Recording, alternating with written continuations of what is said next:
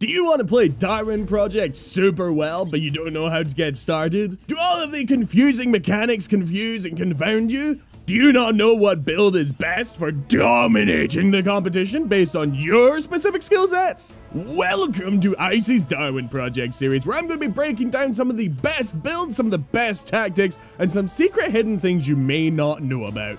All of this to maximize your chances of becoming the #1 prisoner in Darwin Project. So without further ado, allow me to break down the Stamina Steamroll build for you today. The Stamina Steamroll build is all about patience and domination at the end of the game. Early builds and quick thinking are a must to master this, but using my tips in this video, I guarantee if you choose to use this, you will pull out some victories. Let's get started.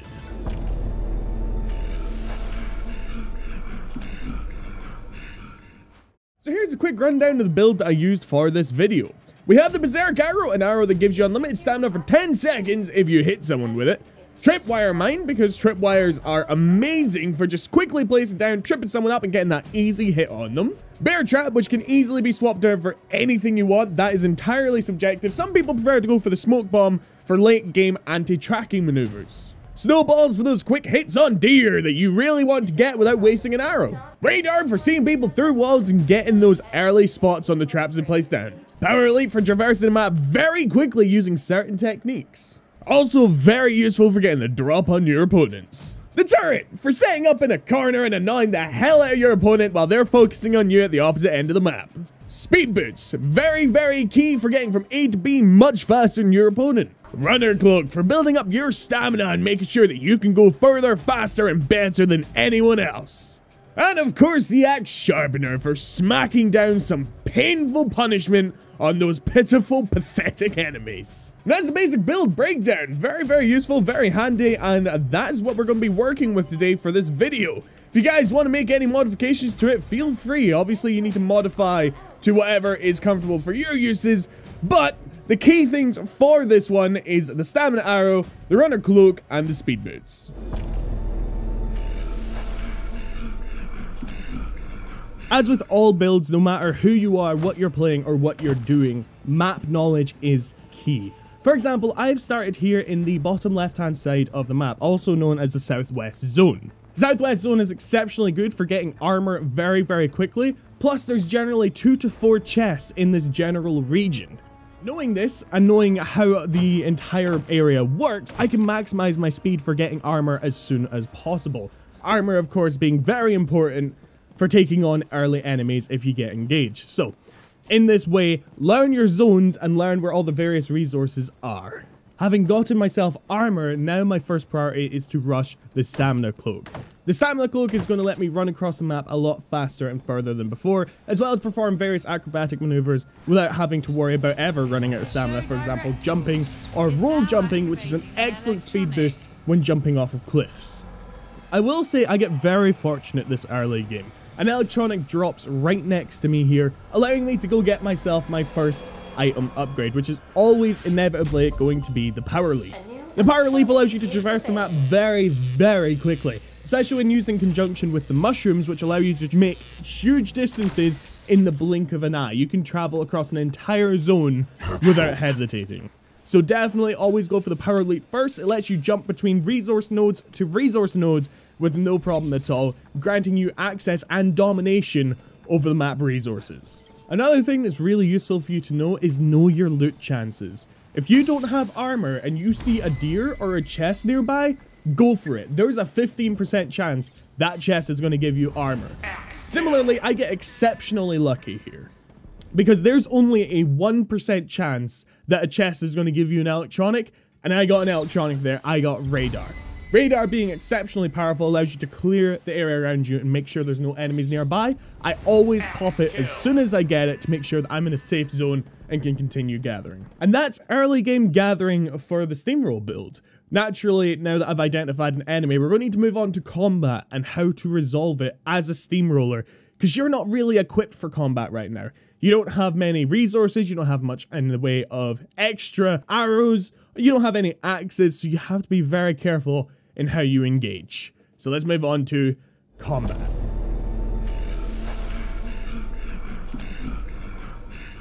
I do have to stress that you don't need the radar to identify where nearby enemies are. All you need to do is just have a sharp wit about you and keep your eyes open. If someone is walking near you, you can hear them. If someone is crafting, building, or resource harvesting near you, you can see their hunter's mark. The hunter's mark being the little red circle that appears around enemies when they're harvesting or building. And also, the best way to identify if there's an enemy near you, footsteps. You will see footsteps in the snow very clearly as they're running towards you. So just keep your eyes out, find vantage points, scout around, see if you see any sign of white glimmers in the snow.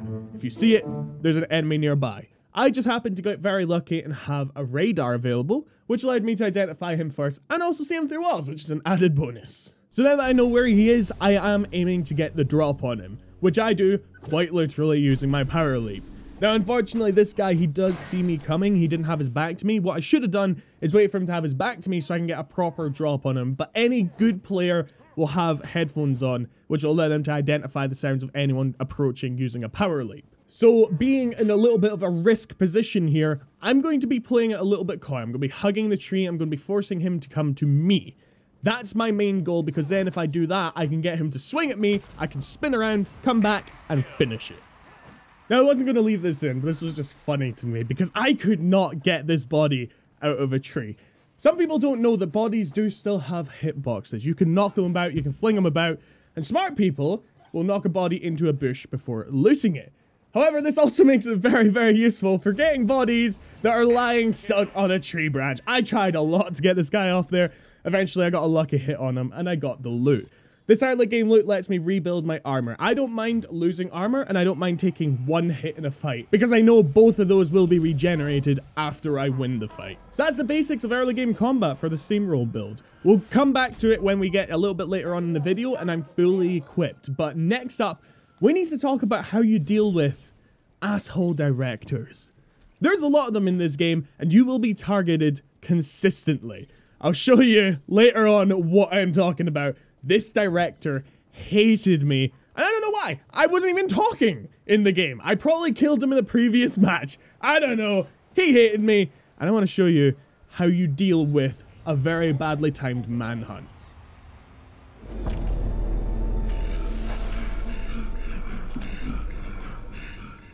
Uh-oh, looks like you caught the attention of a very, very nasty director, and they've gone and manhunted you. If you don't know where enemies are around you, you are in trouble. But if you know your zone is clear, you only have a limited time to gather resources before you know that hordes of people are going to be coming to get you. This is where your most powerful tool is also the simplest one. Your power leap. In every zone, there are cliffs, edges, areas where you can bottleneck people and that are only accessible either by teleportation or by power leap. Here, it's on top of the little cave system. So the first thing you're going to want to do is you're going to want to gather enough resources to survive for at least 5 minutes up there. 5 minutes is key because you're going to get hit by people, you're going to have people surrounding you, you don't know how long you're going to have to stay up there until they get bored and walk away. So you got to gather enough resources to last for that length of time, and then you've got to book it to that area, and you got to jump up there. Now, once you've got yourself set up and you're ready to go, if you know you're clearing your zone, I'm very lucky because I had the radar for this, you can go out and you can regather resources. If you know where there is a map in your nearby zone, you can go and check and make sure that there's no one coming nearby, no one hunting you. And if that is the case, feel free to just continue about your day. I got very lucky. It seemed like most people were too lazy to even think about coming to get me, so I just went about my day and went about gathering. But, Lexi, I'll never forgive you for that. Naturally, it won't always go this way. Unfortunately, I don't have any footage of this, but I had a manhunt on me one game where I had 5 people chasing me. The best thing to do in this scenario is just to kind of use your wits and try and win. Anyway, moving on to the final area. You're all geared up, ready to go, you've beaten off the director, you've beaten off all the enemies. Now it's time for the final fight. But, spoiler alert, Lexi is not done with me yet, and he is determined to make me lose.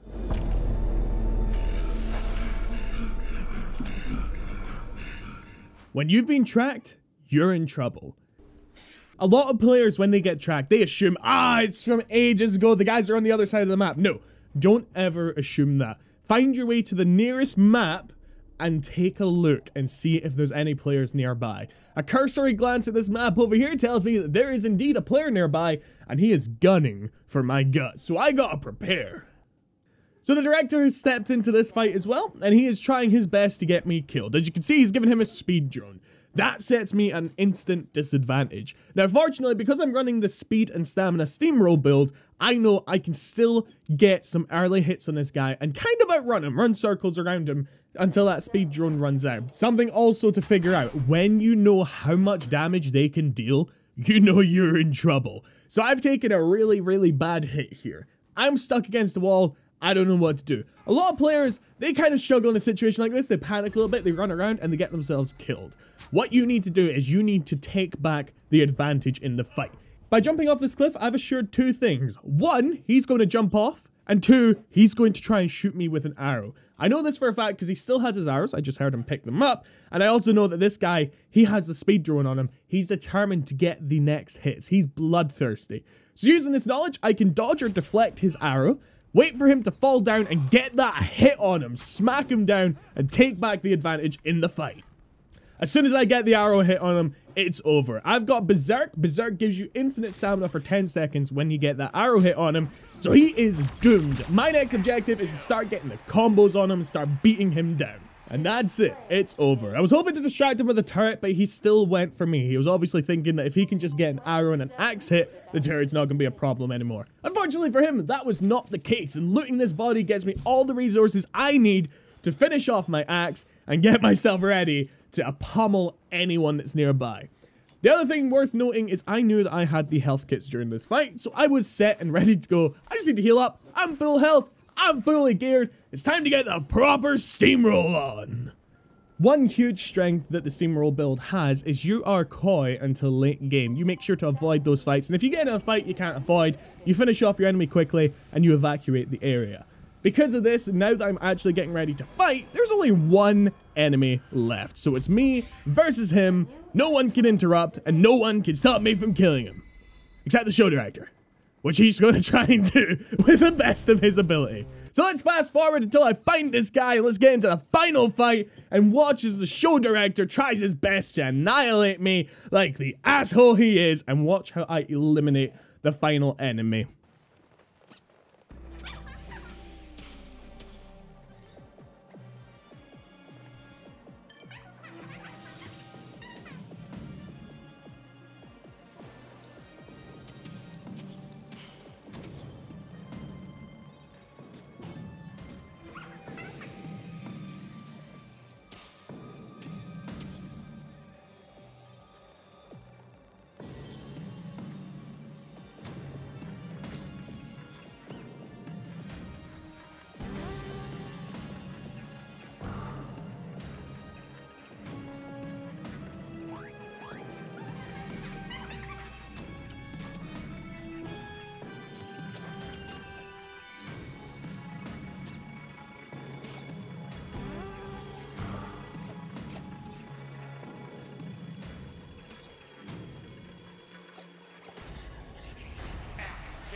And that's that. A lengthy fight, a fight filled with the director trying to screw me over as best as they could, but I still came out on top.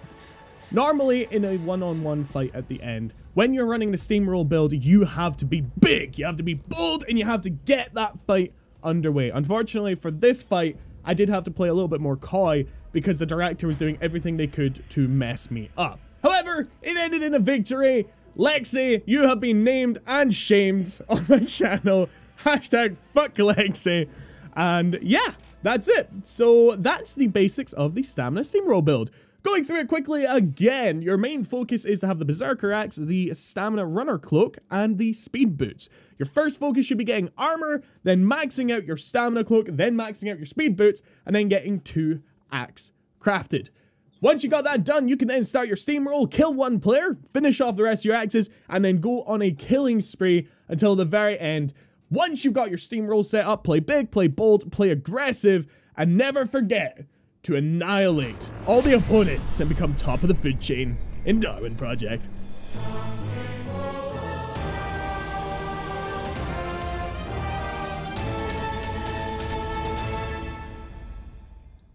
Thank Thank you all so much for watching. Hope this helped you out, and I hope this helps you play a better game if you choose to play a stamina-based steamroll build. Let me know what you guys want to see next, if you want me to give you some more generalized tips, some map knowledge, or maybe just some really, really cool gameplay. Thank you all so much for watching. Hope you check out the game yourselves. I'll catch you in the next video of whatever I make. Bye-bye.